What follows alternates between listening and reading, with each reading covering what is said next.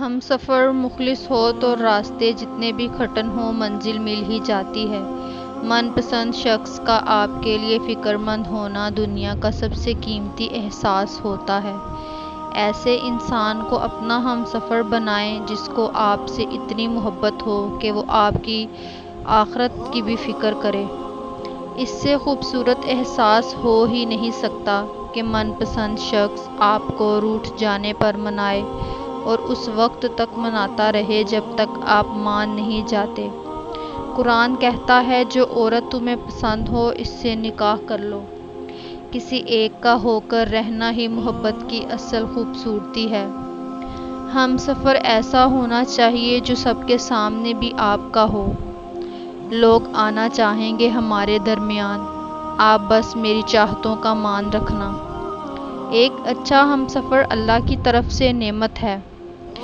روٹھنا عورت کا حق ہے اور منانا مرد کا فرض۔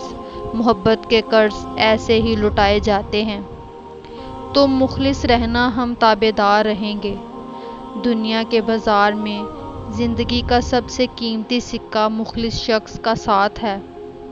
آپ مخلص رہیں کافی ہے، اجر تو اللہ پاک دیں گے۔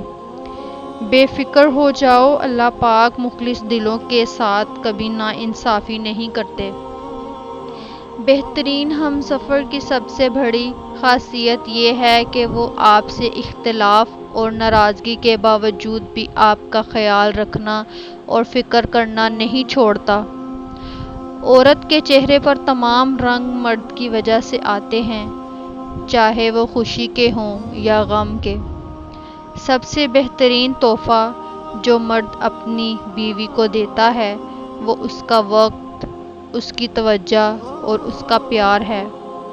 ایسے شوہر یا ساتھی بنو کہ کل اگر اپنی بیٹی کا نصیب مانگو تو شرم نہ آئے۔